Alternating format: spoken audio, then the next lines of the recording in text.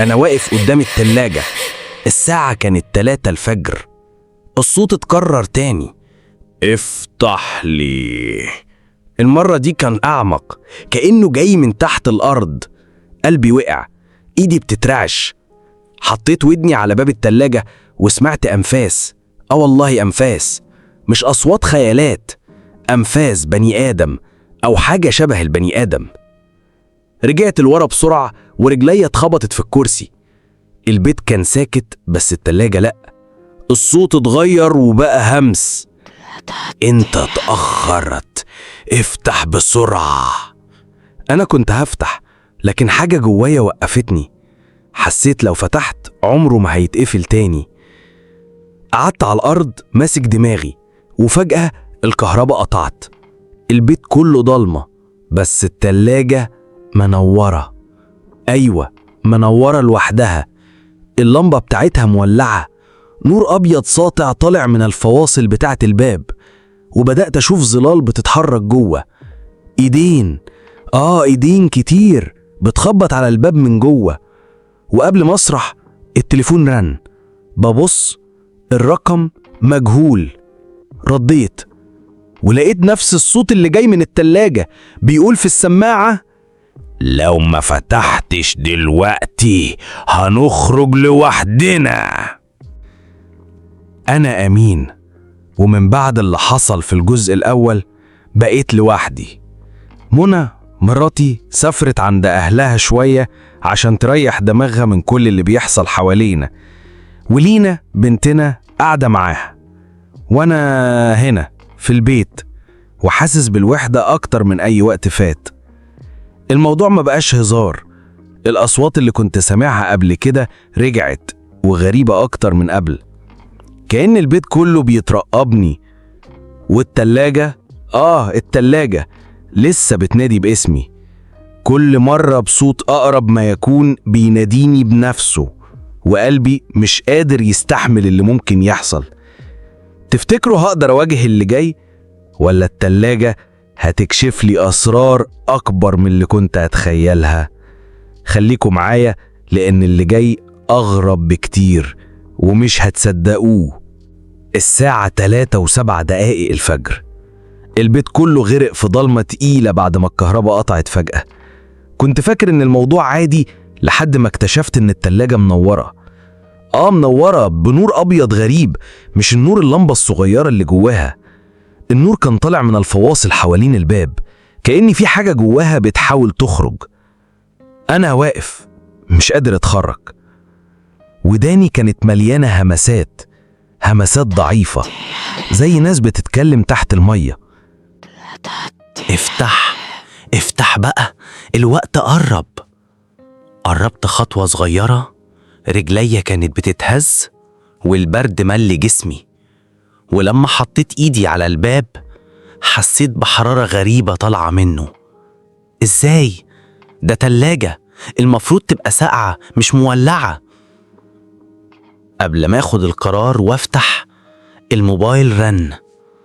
ببص، الرقم برايفت نمبر.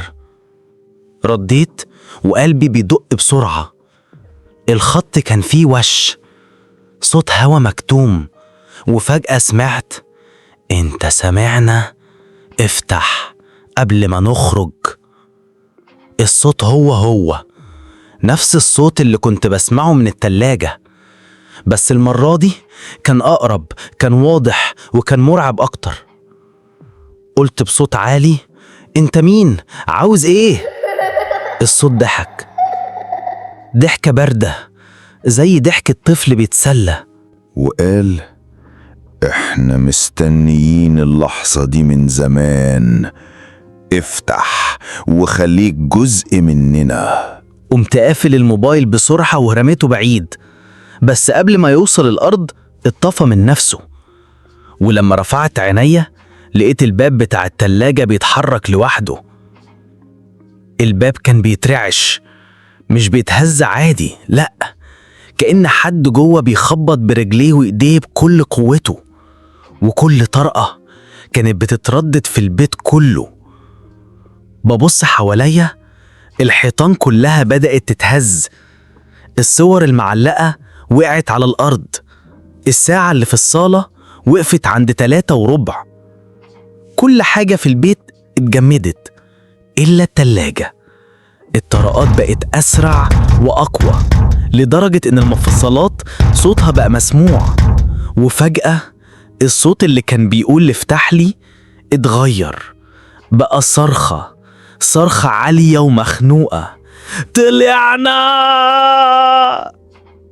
أنا اتجمدت مكاني وعيني اتسمرت على الباب اللي بدأ يتفتح بشق صغير، ومن الشق ظهر صباع اسود طويل متفحم وبيعوم كأنه دخان ماسك نفسه في شكل ايد. الشق اللي في باب التلاجة كبر، الاسود ده اتحول لإيد كاملة. الإيد دي كانت طويلة بشكل غير طبيعي، صوابعها ممدودة كأنها سلك نحاس ملوي. الإيد اتحركت بسرعة، ومرة واحدة لقيت نفسي مش قادر أتنفس. كانت ماسكة رقبتي من بعيد. أنا مش لامسها، لكن حاسس كأني في حبل غليظ ملتف حوالين رقبتي. نفسي بيتقطع، عينيا بقت بتزوغ، وبين الخنقة والصرخة سمعت صوت جديد: إحنا جعانين وإنت الأكل. في اللحظة دي النور اللي كان جاي من التلاجة فجأة اتسحب، ورجعت الضلمة تغطي البيت كله. الإيد اختفت، وأنا وقعت على الأرض بهلهاس، إيدي على رقبتي وحاسس إن في علامات سودة مطبوعة. بعد ما استجمعت نفسي قمت اترنح ناحية المطبخ عشان أهرب، لكن لقيت حاجة مكتوبة على باب التلاجة، مكتوبة بالدم: 3 أيام. الدم كان لسه سايل بينقط على البلاط. أنا ما كنتش فاهم 3 أيام على إيه. صوت من ورايا رد عليا كأنه قرأ أفكاري: بعد 3 ليالي باب الجوع هيتفتح. لفيت بسرعة، مفيش حد غير ريحة حرق وبخور مالية المكان. المطبخ بقى دافي بطريقة غريبة، زي ما أكون في فرن. الموضوع مش هلوسة، أنا عارف كويس إن اللي مكتوب ده حقيقي، وإن الليلة الجاية مش هتعدي بسهولة. الليل التاني جه، كنت قافل المطبخ كله بالجنزير والتلاجة مربوطة بسلاسل. بس الساعة 2:30 سمعت صوت خطوات تقيلة جاية من جوه المطبخ نفسه. ازاي؟ الباب مقفول. قلبي كان هيقف.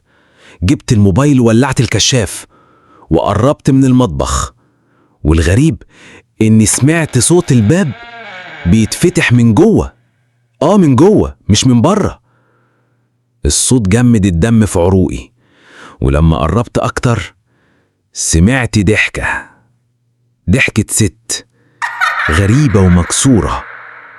وبعدين خرج من فتحة الباب المفتوح صباعين سودة طويلين بيخبطوا في الأرض زي ما يكونوا بيتلمسوا الطريق، ومعاهم نفس الجملة بصوت أوضح كأنه همس في ودني: افتح، احنا جايين لك 1 الليل ده كان أهدى من اللي قبله، بس الهدوء نفسه كان مرعب. كنت قاعد على الكرسي قدام المطبخ، والجنزير ملفوف على الباب، والمفتاح في جيبي. كل حاجة شكلها ثابتة لحد الساعة 2:15. مرة واحدة التلاجة اشتغلت لوحدها.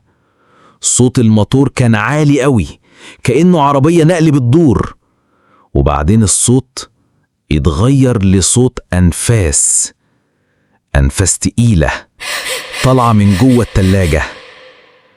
قربت حطيت ودني على الباب وسمعت صوت طفل صغير بيعيط، صوت بكا واضح وكأنه بيتعذب جوه. أنا وقفت مشلول مكاني، وفي نفس اللحظة سمعت الباب يتخبط من جوه، خبط، وصوت الطفلة الصغيرة بقى بيقول كلمة واحدة: أبويا افتح لي، أنا بردانة. كنت عارف إن لو فتحت الباب مش هرجع تاني. جريت على أوضة النوم وسكرت على نفسي، لكن الغريب المراية الكبيرة اللي في الأوضة بدأت تتشقق. أيوة، المراية اتشقلت من النص وكأن حد بيضربها من جوه، ومن جوه المراية ظهر وشي أنا، بس مش أنا الطبيعي. ده كان باين عليا إني ميت، عيني سودة ودم نازل من مناخيري ووشي بيتكسر حتة حتة. الوش قال لي بصوت مبحوح: بقيلك يوم واحد وبعدها هتبقى معانا جوه. دلوقتي دورك، الجوع لازم يتسد. الست اللي خرجت من التلاجة قربت مني بخطوات بطيئة. كل خطوة بتاخدها الأرض بتتهز تحت رجلي كأنها زلزال صغير. عينها لسه مش باينة من الشعر النازل، لكن كل ما تقرب وداني تتملي صريخ، صرخات ناس كتير، صرخات ناس بيتعذبوا. أنا وقفت مرعوب مش قادر أتحرك، وفجأة الست رفعت إيدها ولمست صدري بإصبعها الطويل. الإصبع غرس في جلدي زي السكينة. صرخت من الوجع والصرخة بتاعتي اترددت في البيت كله، كأن البيت بقى بق كبير بيكرر صوتي. وفي وسط الوجع سمعت نفس الأصوات اللي جوه التلاجة بتضحك، ضحك مكتوم مخنوق بيجلجل في كل حتة. حسيت إن قلبي بيتسحب من صدري، وفعلا شفت إيدي وهي بتتحول شفافة، كأني بقيت نصي جوه عالم تاني ونصي لسه في الدنيا. الست قالت بصوت رخيم: محتاجين واحد يكمل السلسلة عشان الجوع ما يموتش. وهنا شفت أوضة المطبخ بتتغير قدامي. الجدران بقت مليانة وجوه، وشوش اللي قبلي اللي أكلتهم التلاجة، سامي، ناهد، جيراني اللي اختخوا، كلهم عيونهم مفتوحة وبيصرخوا ومحبوسين جوه الحيطان. واحد منهم مد رقبته لقدام وقال: انت خلاص مكانك محجوز، احنا كنا مستنيينك. في اللحظة دي النور رجع فجأة، لكن المطبخ ما بقاش زي ما كان. التلاجة اتفتحت على آخرها، جواها مش أرفف ولا أكل، جواها عالم تاني. شايف أرض مليانة دم، شايف أشجار سودة بتتحرك لوحدها، والسما لونها أحمر زي الجحيم، وصوت الست بيقول: خطوة واحدة وهتدخل، متقومش، لأن الباب خلاص اتفتح، واللي يدخل مش بيرجع. رجلي بدأت تتحرك غصب عني، كل خطوة باخدها كأني مربوط بخيط شداد. كنت عارف إني لو دخلت مش هرجع، بس الأغرب إني حسيت جوايا جزء صغير عايز يدخل، جزء جعان عايز يشوف إيه اللي جوه. وأنا واقف قدام التلاجة، الهوا اللي خارج منها كان متلج، بس في نفس الوقت محمل بريحة حاجة ميتة بقالها سنين. سمعت أصوات جوه العالم الأحمر بتنادي: ادخل، ادخل، مكانك هنا. مش أنا اللي ماسك الباب. حطيت إيدي على باب التلاجة علشان أزقه، بس حسيت بحاجة غريبة. الإيد مسكتني، الباب هو اللي ماسكني. شعرت بأصابع باردة بتتسحب من الباب وتلف حوالين ذراعي، وكل ما حاولت أصرخ الصوت يتكتم جوه زوري. سمعت صوت سامي، جاري اللي اختفى من سنتين، قال بصوت مخنوق: سيب نفسك، ده أرحم بكتير من اللي بره. بصيت على وشه، لقيته ظاهر جوه المراية الصغيرة اللي جنب التلاجة. كان وشه مش هو، نصه آدمي ونصه متآكل زي لحم متسوس. قال لي: أنا قاومت، بس دلوقتي بقيت جزء منهم، وانت كمان هتبقى زينا. الدنيا لفت بيا، والمطبخ كله تحول جوايا الفوضى. الأطباق وقعت على الأرض، المية السودة غرقت البلاط، والضحك بيزيد. رجلي اتحركت لقدام، وبقيت واقف نصي بره ونصي جوه التلاجة. المنظر اللي شفته هناك مش ممكن يتوصف. أرض مليانة هياكل عظمية بعضها لسه بيتحرك. وشفت الست اللي خرجت لي في الأول، بس المرة دي كانت قاعدة على عرش من عظم وشعرها مغطي الأرض كلها. قالت بصوت كالرعد: أخيراً السلسلة اكتملت، مكانك هنا ومش هتخرج تاني. في اللحظة دي حسيت في ودني صوت تاني ضعيف، صوت أمي. امشي يا ابني، اقفل الباب. اتجمدت. ايه ده؟ ازاي صوت أمي وسط الجحيم ده؟ مديت ايدي بكل قوتي، حاولت ارجع لورا. الباب بيتقفل والست بتصرخ والأرض بتهتز. يا ترى هعرف أهرب ولا خلاص اتحكم عليا أكون واحد من أسرى التلاجة للأبد؟ أنا عمري ما كنت أتوقع إن الليلة دي هتبقى البداية. بعد ما سمعت الصوت بيقول اسمي من جوه التلاجة، قررت أفتح الباب بأي تمن. إيديا كانت بترتعش وعرق سايح من وشي لحد رقبتي. أول ما فتحت لقيت الضلمة جوه أعمق من أي تلاجة طبيعية، كأنها مش تلاجة أصلا، كأنها بير سودة ملهاش آخر. الصوت اتكرر: تعالى جوه، هنا الإجابة. بس المرعب إن الصوت كان صوتي أنا. كان شبه صوتي بالظبط، كأني بكلم نفسي من جوه. جبت كشاف الموبايل ونورت جوه التلاجة. لقيت عيون حمرة بتلمع كأنها مستنية اللحظة اللي قرب فيها. ساعتها حسيت إن الأرض بتهتز تحت رجلي وكل حاجة حواليا بردت فجأة، حتى نفسي حسيت إنه بيتسحب مني. قفلت الباب بسرعة وأنا بصرخ، لكن المفاجأة إن صوت الطرق جالي من جوه التلاجة. طرق قوي، كأن في حد محبوس جوه وعايز يخرج. تاني يوم أول ما صحيت لقيت باب التلاجة مفتوح والأكل كله اختفى. مفيش أي أثر لأي حاجة، لا أكل لا مية لا حتى التلج. التلاجة فاضية كأنها لسه متشرية من المحل. الغريب بقى إن لقيت ورقة صغيرة ملزوقة على الباب من بره. الورقة مكتوب عليها بخط معوج: إحنا شفناك، الدور عليك المرة الجاية. أنا كنت عايش لوحدي، مفيش أي حد عندي في البيت. مين اللي دخل وكتب الورقة؟ ومين إحنا دي؟ وبالليل وأنا نايم صحيت على نفس الصوت اللي بيقول اسمي، لكن المرة دي الصوت ما كانش جاي من التلاجة، كان جاي من جنب ودني. فتحت عيني مرعوب، ما لقيتش أي حد في الأوضة، لكن لقيت إزازة مية محطوطة جنبي على الكوموديني. المشكلة إنها ما كانتش بتاعتي. الإزازة شكلها قديم، لونها معتم، والمية اللي جواها غريبة، لونها مش شفاف، كانت ميالة للرمادي كأنها متعفنة. قربت منها بحذر وسمعت همهمة طالعة من جواها. المية جوه الإزازة بتهمهم، والكلام واضح: اشربنا علشان تعرف الحقيقة. وطبعا رميت الإزازة بعيد، لكن وهي بتخبط في الأرض اتفتحت، والمية اللي جواها ما كانتش مية، كانت زي دم سايل. أيوة، دم، وبيرسم على الأرض نفس الجملة اللي لقيتها على الورقة: إحنا شفناك. بدأت أحس إني بتجنن. كل ليلة حاجة جديدة بتحصل، وكل مرة الموضوع بيقرب أكتر وأكتر. قررت أروح للشيخ في الجامع أحكي له اللي بيحصل معايا. أول ما سمع الحكاية وشه اتغير وقال لي: التلاجة دي مش عادية، التلاجة دي مدفون فيها حاجة شريرة جدا. اللي بعتها لك كان عارف إنها هتوصلك للهلاك. سألته: أعمل إيه دلوقتي؟ بصلي وقال: لازم تتخلص منها فورا. بس هقولك حاجة، حتى لو كسرتها أو رميتها هي هترجع لك، لأنك دلوقتي مربوط بيها.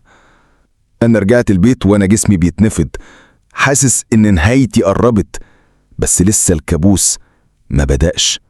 الليلة دي سمعت أصوات كتير جوه المطبخ، أصوات ناس بتضحك وأصوات تانية بتعيط. رحت أجري لحد التلاجة ولقيت الباب مفتوح لوحده، ومن جواه طالع دخان اسود تخين جدا. مديت ايد اقفله، لكن لقيت ايد تانية ماسكة الباب من جوه، ايد لونها اسود ومليانة جروح بتشد الباب عشان يفضل مفتوح. والصوت جالي تاني: احنا خلاص وصلنا، استنى الليلة اللي جاية. قفلت التلاجة بالعافية وانا بصرخ، بس اخر حاجة سمعتها ان في كائن جواها قال ضاحك: القصة لسه ما ابتدتش. منتظرين ايه تاني يا أهل بيت الرعب عشان تشتركوا وتفعلوا الجرس؟ القصة هتكمل في الليالي اللي جاية، واللي لسه جاي هيبقى أرعب.